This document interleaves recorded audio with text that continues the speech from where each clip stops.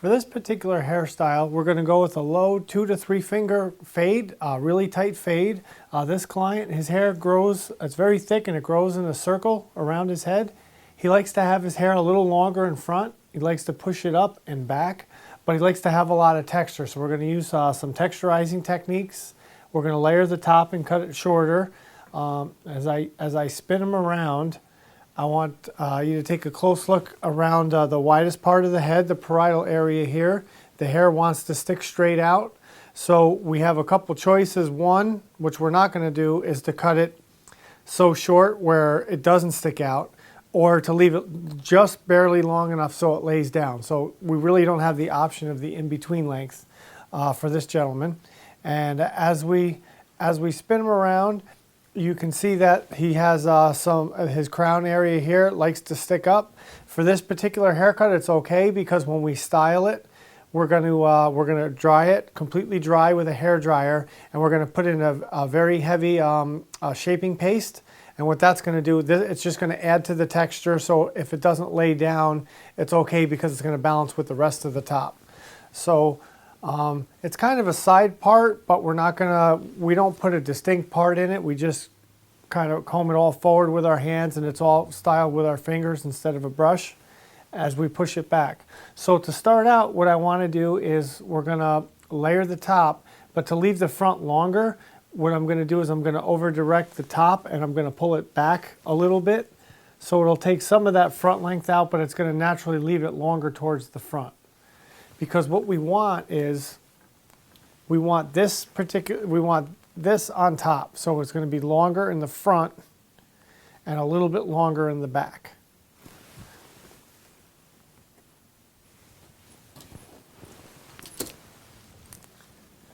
So we're going to over direct that front and get our center section. So we're going to start out with our first guide, creating our first guide. And then that's going to be our guide for our traveling guide. So we're going to pull the hair back each time, very small sections so we don't create scissor marks. If our sections are too wide, we're going to create scissor marks. So if you feel like you're picking the hair up in the same spot each time, then your sections are small enough. And we want to keep constant tension on the hair. So either with my finger as I'm pulling on the hair, so I have good tension, so I cut the hair even. And then when I grip the hair, the comb goes in at a 45-degree angle. I put a little pressure on the base of the comb, so we still have tension on the hair. We slide our fingers underneath and we do it again. And we do that all the way to the back. And then we want to make sure that we don't pull down too far and cut the back too short. It's okay if it pops up a little bit with the paste, but we don't want it too short, sticking straight up. So now I'm going to comb the hair forward again. I'm going to locate my center guide and line it up with my middle knuckle. So there's our center guide. The reason why I'm lining it up with my middle knuckle is so I don't cut past my knuckle. Once you cut past your knuckle, then you're in danger of cutting your finger with the tip of the scissor. So we're going to do the same thing, really small sections. And then we're going to work our way towards the back.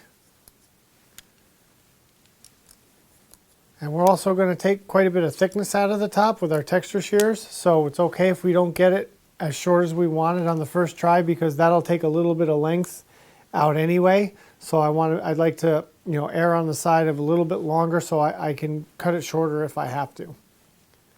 So I'm going to take one more section on the side. There's not going to be a lot of hair to cut there. I can see my center guide and my guide from the side. And I don't want to go looking for hair to cut, and I don't want to round my fingers. So I want to make sure my fingers are parallel to the floor.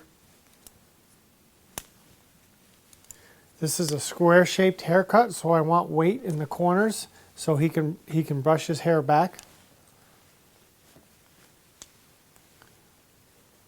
Now we're going to come to the other side. I'm going to locate my center guide, and I want to make sure I don't cut past my center knuckle. Very small sections. Again, with either your ring finger or your pinky, you're creating constant tension on the hair. So we cut it even.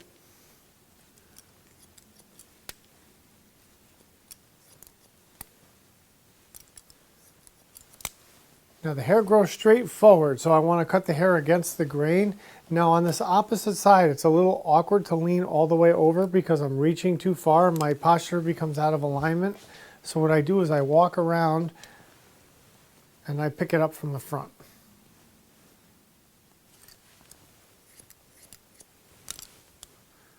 And then we're going to cut our way back. So this way, when I pick it up, my guide is lined up with my center knuckle.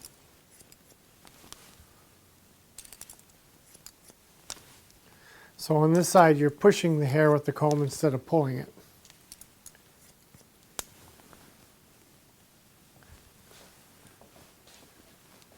And now in the front, if it still seems a little heavy or a little long, what we can do now is we can come across this way, and that'll take some of that length and some of the thickness out of the front, so it doesn't look like we put a bowl on his head and it's all one length forward. So if you can see from the side, okay, we have our top length, and then this is our front length right down in there. So we're going to come across and take some of that heavy weight out of there. And this is going to allow that front to get some height or to stand up a little bit easier and comb back.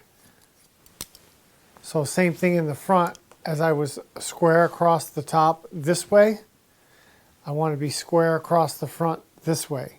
Otherwise we're going to have a hole in both corners and we're not going to have enough for it to lift up on its own.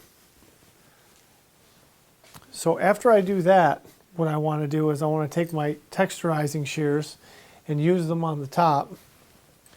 So what I'm going to do is I'm going to take a 23 tooth thinning shear,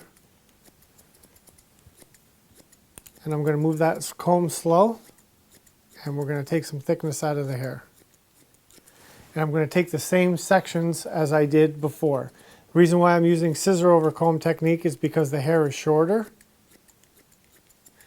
and it's too hard to pick up, or it's too hard to take as many sections if you were picking it up with your fingers.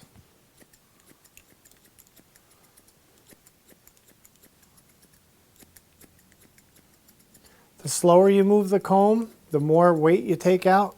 The faster you move the comb, the less weight you take out. And then also you can, depending on how far down the shaft of the hair, you can control how much weight you take out that way too. For this particular hairstyle, this model likes more texture on the top. So what I do is I move the comb slow and I go about halfway down on the shaft of the hair.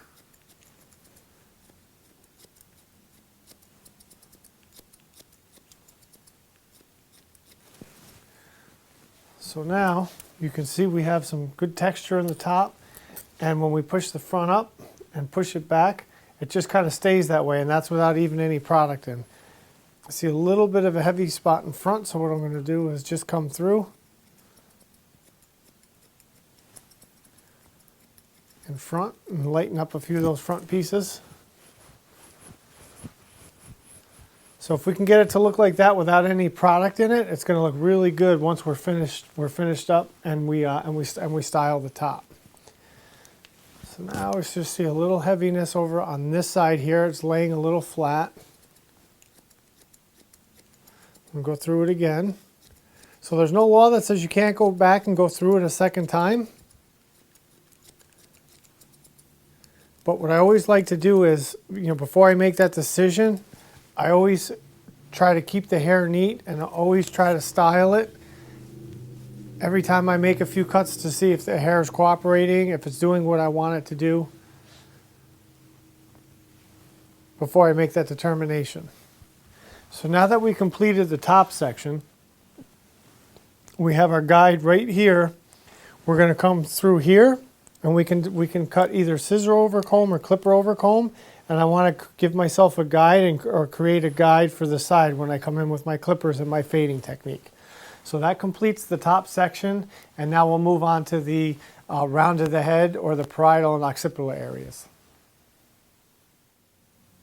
My tools of choice for this section are going to be a large scissor comb, with wide teeth on the one end, so that's going to allow me to comb through the hair with ease, the thick hair, without getting caught. You don't want to use a small finishing comb because it's too small to control the hair. I'm going to use an 8-inch shear with a wide blade. And the reason why is because the wide blade has a lot of power to cut through the thick hair, and the longer the blade, to cut properly, you're cutting with the first third to the first half of the shear. So when we're cutting one panel at a time, we're covering more ground. We're creating more force, so it's going to cut the hair evenly, and we're not going to have to take as many panels around the side of the head. So we're going to be done quicker without cutting faster, and it's going to be more accurate. So the other thing that I want to make sure of is, as we push the front up here, I don't want to bring this guide up higher than where the front is when we push the front up. So we're going to comb through the hair and take an imaginary line straight up in the air. So we're going to cut at this angle, straight up in the air.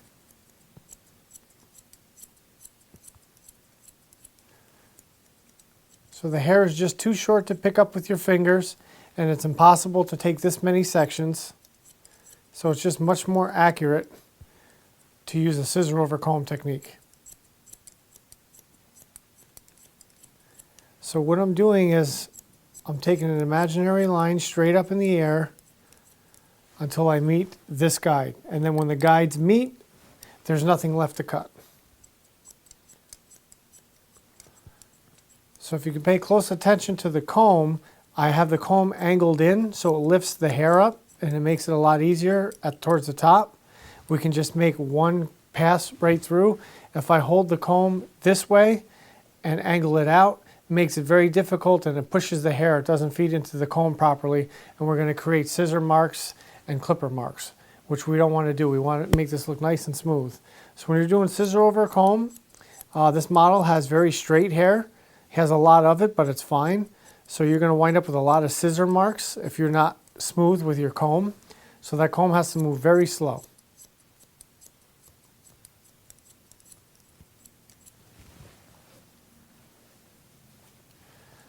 And you want that scissor opening and closing at a faster speed with the comb moving slow, and then that way you won't have to go back and do any blending in that area.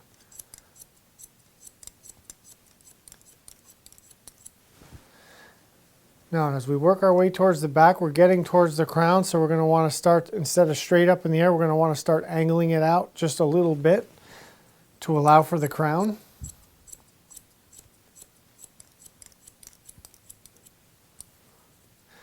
Now, the other nice thing about having a bigger comb is I like to open the scissor pretty wide to generate enough force to cut the hair. So when you're using a bigger comb, the scissor is opening the width of the comb. Whereas if you had a smaller comb, or if you're opening the scissors too wide, you're in danger of cutting into the comb or cutting behind the comb like that and cutting into here. So that's why I like to use a wider comb. And also by angling the comb in, I have the comb resting on the base. I have the scissor resting on the base of the comb, and what that does is it forms a V, versus angling the comb in like this, and you're in danger of cutting up on the top. When you turn the scissor out this way and form that V, you're only cutting the hair that's at the base of the comb.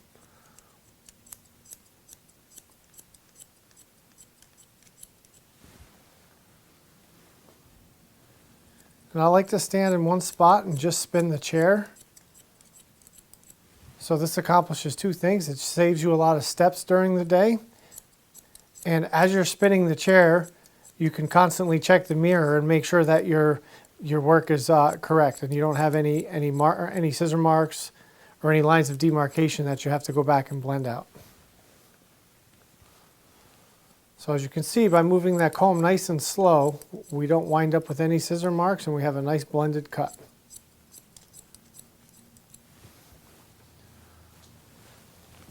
Now on the part side, if he was going to go with a distinct part, you'd have to be very careful not to round it in a little bit. In this case, since we're not going with a distinctive part, it's just going to kind of be forward and flow to the side and push it up in front. we can round it in a little bit. As you can see, his hair grows straight forward, so for that hair to come straight down, it would have to be longer. But the one thing that we don't want to do, that we have to be really careful of, is here. We don't want to cut a hole here, so we have to make sure that we keep the comb at a square angle or at a slight 45-degree angle. If we round it in towards the front, we're in danger of cutting a hole in the front section, which is actually part of the top, which we already cut.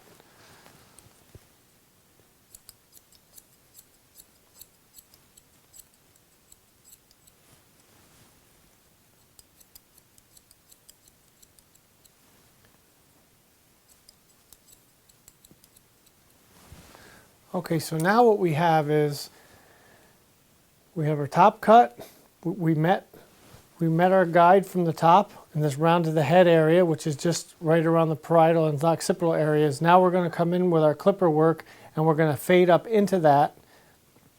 We're going to fade right up to our guide and take that same imaginary line we did with our comb, and we're not going to create any lines of demarcation to blend out, and we're going to work from our longest blades to our shortest blades. So we're going to work from a 1/2 inch to about 1/8 of an inch around the edges, from the top to bottom, without ever creating a line, so we don't have to blend it out. My tools of choice for the fading portion of this haircut are a powerful detachable blade rotary motor clipper with actual metal blades. I prefer metal blades to plastic attachments because they go through the hair better and they cut as we pull away from the head. So what that does is that allows us to take a nice fading motion straight up in the air and cut as we're taking that motion straight up in the air. So as that clipper is cutting, it's fading it right into the top, and we're not creating any lines of demarcation, so we don't have to blend any out. So to use this clipper properly, we slide the clipper blade on the tongue of the clipper. We want to make sure we turn it on before we snap it shut, because there's a little plastic tongue right there, and if we snap it shut while it's not on, we're in danger of breaking that off. So I start with my longest blade, and I can see my guide all the way right through here. So I'm going to cut to my guide, but I'm not going to cut my guide. And I'm going to start with the longest clipper blade, as I said, and then we're going to fade downward. And then if I have I may have maybe a little bit of blending work to do there, but I'm never going to create a heavy weight line that has to be blended out.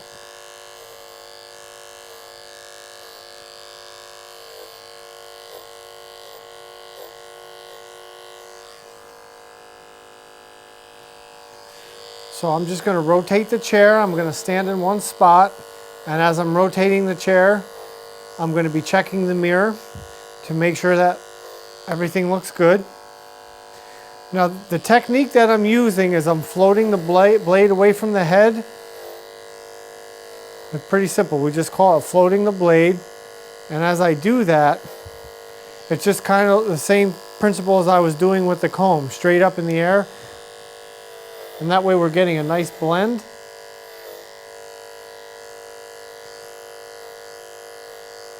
Now with the longer blades, if you can see, take a close look at my wrist. My wrist is completely still, it does not move. If I do any of this and try to throw the hair off or any scooping motions, I'm going to create a line of demarcation that has to be a heavy line of demarcation that has to be blended out.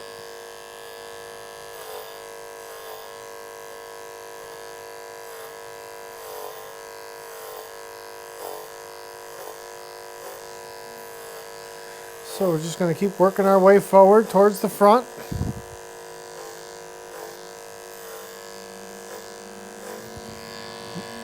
Then I want to bend the ear down. I want to keep my finger over the ear so I'm protecting the ear.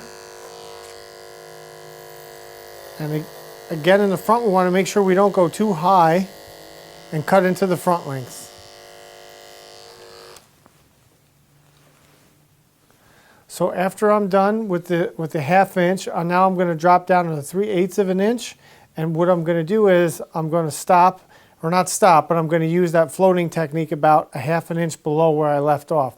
So each blade that we drop down, we want to make sure that we leave some distance in between blades. That's what's going to cause that nice fading effect. And what we want to do before we pick up the next blade is I want to brush off my clipper, and I want to brush off my blade and keep it nice and clean. so it'll be clean for the next customer when I pick it up for the next customer. So same as before, we're going to slide the next blade on. We're going to turn the clipper on, and then we're going to snap the blade shut.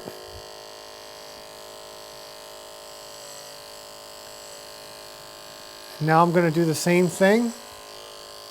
I'm going to start to angle the clipper outwards, a 1/2 inch below like I said, and float the blade so we don't create that line.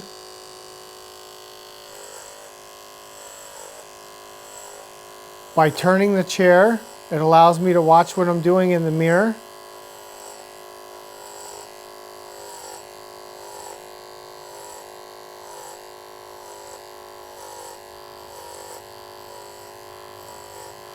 And you don't have to take the clipper all the way from the bottom to the top, because we're going to cut that with shorter blades, so we don't have to cut every blade from bottom to top. That kind of gets a little redundant.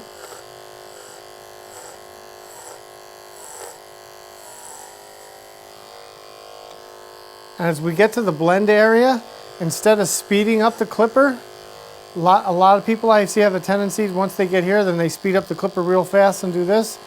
What you want to do is you want to slow it down. Give that clipper a chance to work. These clippers are very powerful.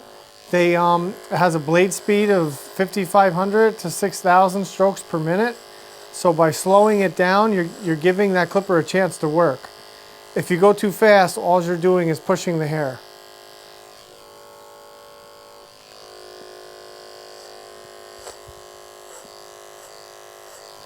And then after we're done with the 3/8, then we're going to put the 1/4 inch blade on there, and we're going to do the same thing and make another revolution back around the same way.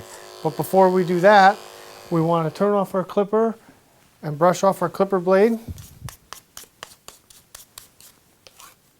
Always want to make sure you brush with the direction of the teeth, never across, because then you dull your clipper blade.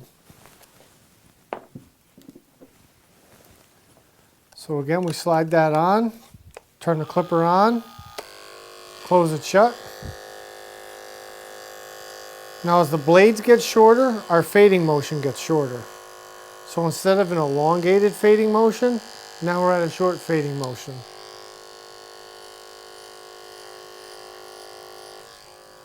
And then we're just going to turn the chair back around to the other side.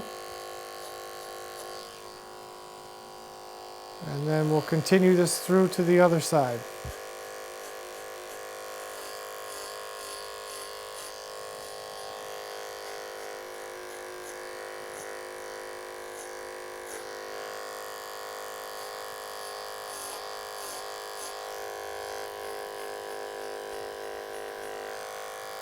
So when we get to our shorter blades, the hair becomes thicker and more stubborn, and we want to go in a few different directions to make sure we grab all the hair and cut all the hair, and we don't leave any stragglers.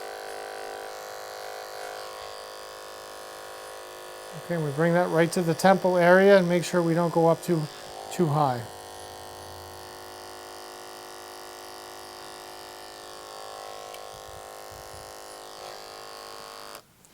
Now we're done with the 1/4 inch. We're going to use our 1/8 of an inch blade next, which is going to cut it even closer, but it's also our blending blade. So we're going to do two things with it. We're going to fade it down to the next length, and we're also going to touch up any areas around the parietal area here if we see any heavy spots.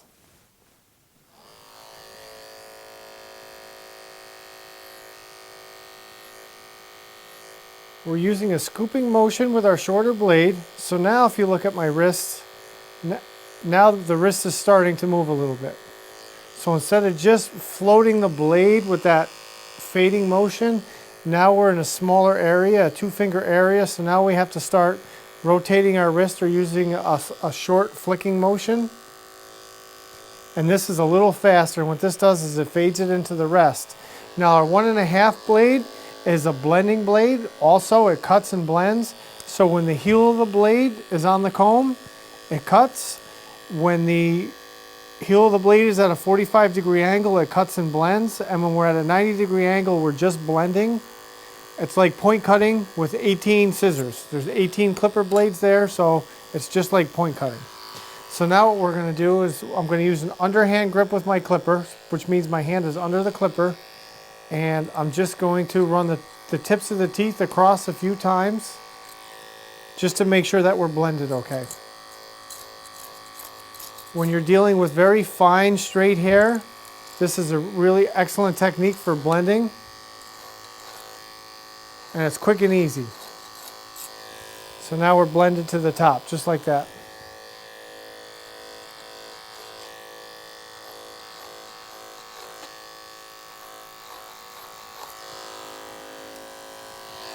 Okay, now we're back to our fading motion, or our tapering motion.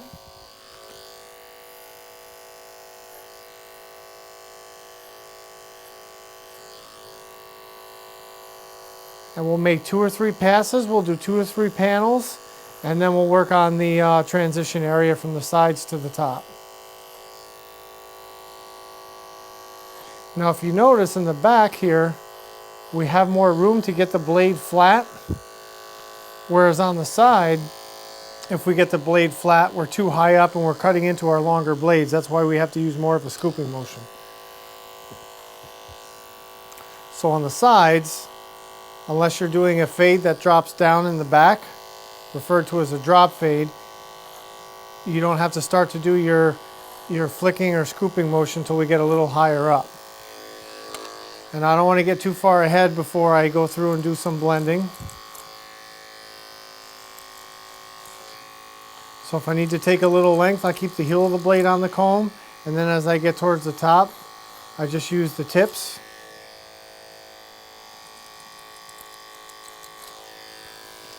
And then if we do see any heavy areas here, we can turn the clipper at a 90-degree angle. And this is like point cutting or slide cutting. And that just lightens up that area. And if it still doesn't get it, we can turn it at a 45-degree angle with a scooping motion. And that fades it right out. Now here the hair grows in a circle and it's wrapping around. So I'm going to come around this way.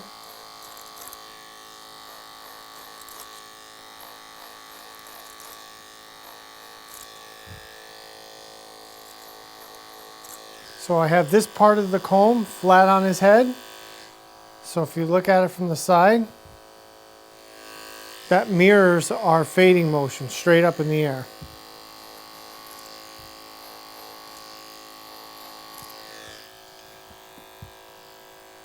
And then that fades that right out if we had any heavy spots there.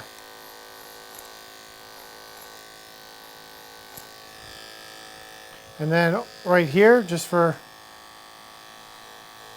good measure, we'll just run the tips of the teeth across a couple times just to blend that in. This works so much better than using thinning shears or blending shears, because when you use those on the ends of the hair, it has a tendency to split the ends. And you might not notice it on haircut day, but as the hair grows in, the hair is going to grow in with split ends. So the more you can do without blending or thinning scissors, the better off you're going to be.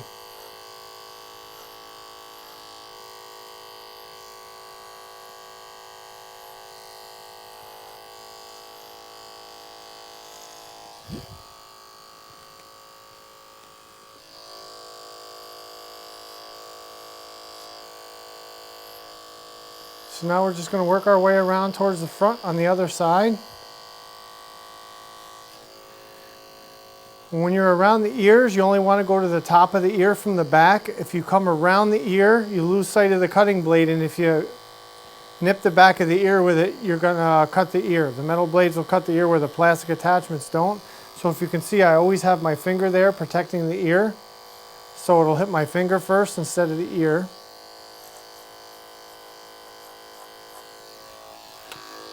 Now we're going to use the tips of those teeth to blend this to the top.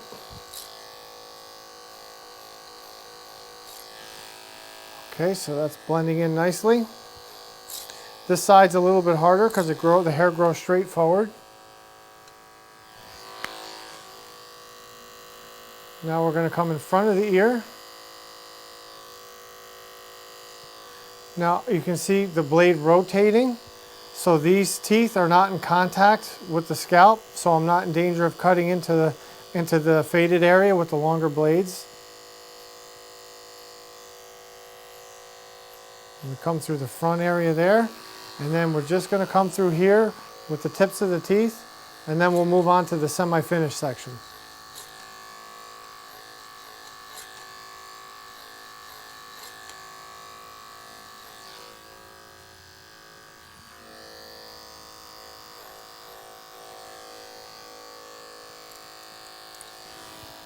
Okay, so now we have a nice smooth blend from top to bottom, and our semi-finished area is going to be a 1 to 2 finger width around the outline of the haircut that we're going to taper out real nice and close with our adjustable blade clipper.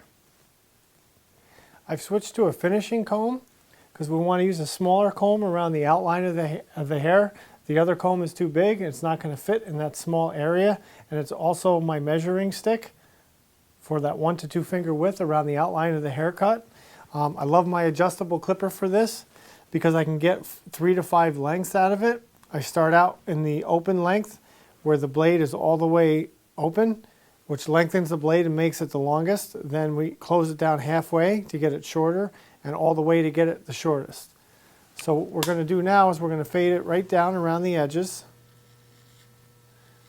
And we're going to use a scooping motion with the blade all the way open.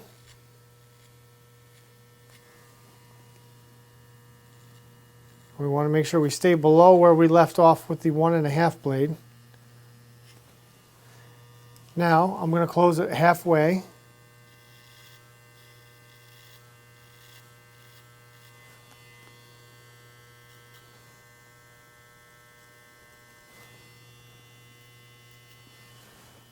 And we're going to spin the chair just like we did before. Now I want to bend the head slightly to the side. And I'm going to keep the blade parallel to the outline of his hair, his natural hairline.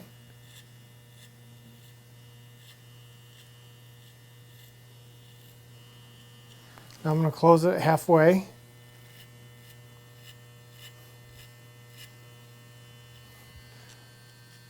And then I'm leaving myself just enough of a shadow so that when I come back with the outliner or the trimmer, we're going to get a nice sharp line there. Now as we work our way to the back of his hair, we're going to bend his head down. I want to make sure I keep the blade parallel to the floor, and we're going to use that same scooping motion, but we're going to go up a little bit higher because we're going to use one more blade length. We're going to close it down all the way to taper it right out to nothing.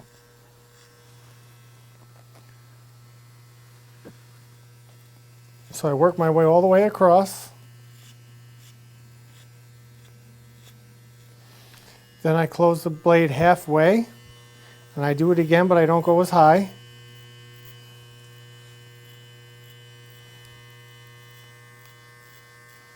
Making sure to keep my clipper blade parallel to the floor because I don't want to round those corners. We want to keep those corners so we have a nice sharp diagonal line on both sides. Now I've closed the clipper down all the way.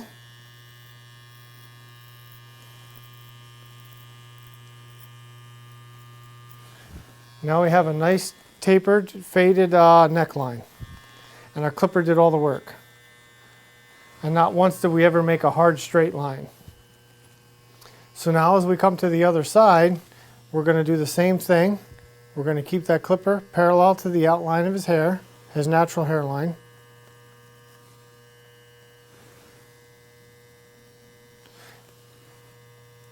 And we're going to close it halfway and do it again, but not go in as far. We're going to hold the ear down and same as before, protect it with your finger. And while you're protecting it with your finger, you're also resting the heel of the blade and steadying the clipper on the back of the clipper on your finger. Close it halfway. Then we start the next panel in front. Same thing, I'm resting the clipper on my finger. Run it over the sideburn. And then we turn the clipper at a 45-degree angle and come through the temple area. Now we're going to close it halfway.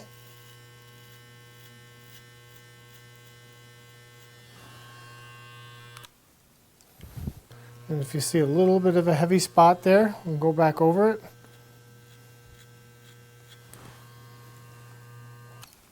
Okay, and that finishes up with the adjustable clipper. So now what we want to do is we want to brush that off so it's clean for the next customer.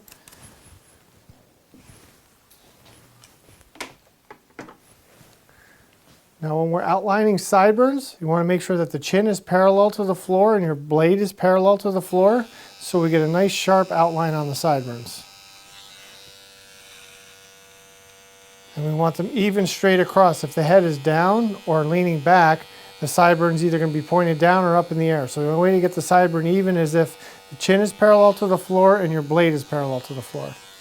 Now we're going to pull the ear down, and any hair that's popping out, we're going to come back and get that. Now I like to get it this way with the back of the clipper instead of taking the clipper and pressing too hard, because these clippers are very sharp and you don't want to irritate the ear. So if you pull the hair down, it pops the hair out, and all you have to do is very lightly just kind of float that blade on the back of the skin, or on the skin on the back of the ear, and you get a nice close cut. So now we're going to bend his head to the side, and we're going to get that nice diagonal outline there.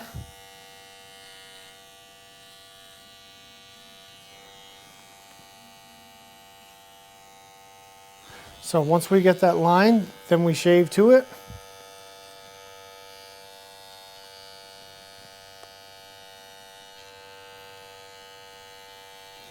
We don't want to drag that clipper down. Same thing, the cutting blade is too close to the stationary blade. You can wind up irritating the skin. So then we want to come down to the t-shirt line and very lightly, just kind of floating that blade over the skin, and you want to stop about an inch below the hairline. If we go up too high, we can wind up cutting a hole in that tapered hairline, and then you have to bring it all up too high.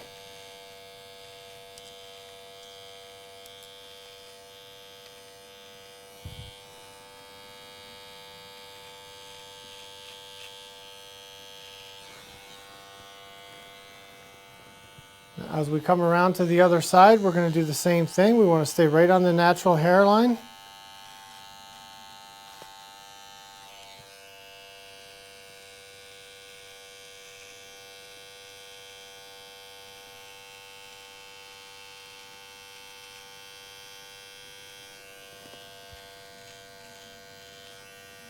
And we're shaving into the hairline. Again, we don't want to drag down. We don't want to irritate the skin. So now we have a nice outline. And the lighter or shorter the hair is, the line's not going to show up as much. So don't worry about it if it doesn't show up too much, because we cut the hair close. So when I pull this hair down, I'm looking for any hair that's popping out around the ear.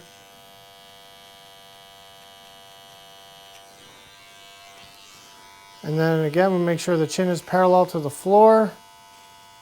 The blade is parallel to the floor, so we're going to get those sideburns nice and even, straight across. And shave up to it, and clean the fuzz off the face. Okay, so that completes our outline. We worked our way from longer to shorter all the way down. We have a lot of different dimensions to the haircut because we used about 5 or 6 different lengths on the sides. We have a nice sharp outline to finish it off and make that haircut stand out. And then the final step will be to style his hair. For the style portion of the haircut, we have a lot of different options. In consulting with the client ahead of time, he likes a dry, textured look. But other options we have, we can choose from a pomade, we could choose a cream, we can choose a paste, we could use a gel. But to get a matte finish with a lot of hold, we're going to use our Zorian of New York shaping paste. So what this is, it's a very strong paste. It has a high hold, but no shine at all. So that's what he likes. That's what's going to show off the texture. It dries pretty quickly, so we want to get it in there. We want to get it right down to the roots. Some of the benefits of our shaping paste is that it doesn't clump up in your hands or your hair. It spreads very easily. It has vitamin E in it, which is a powerful antioxidant, which helps to keep your hair healthy. It also has rosemary in it that increases the thickness and fullness of the hair. So what we want to do is we want to take a decent amount.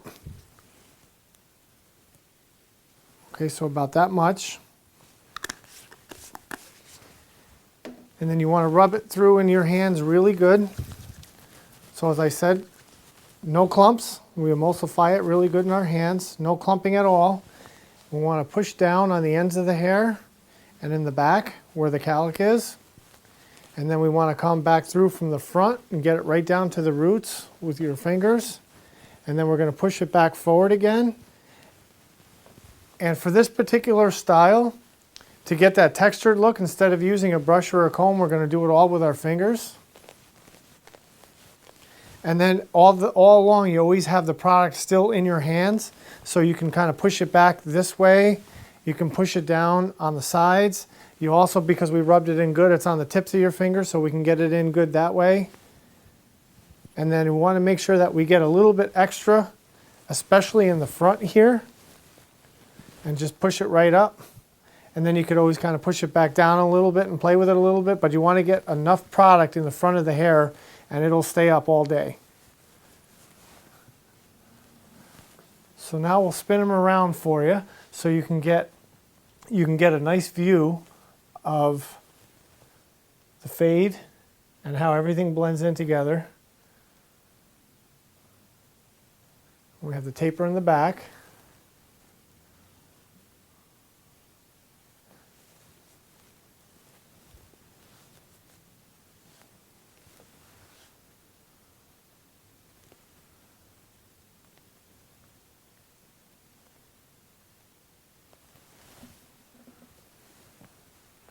Okay, so now we have a nice side part haircut without a distinct part. We have a nice textured look on the top. We've used our Zorian of New York shaping paste, which is going to hold all day, and it's going to really show off the texture in the haircut.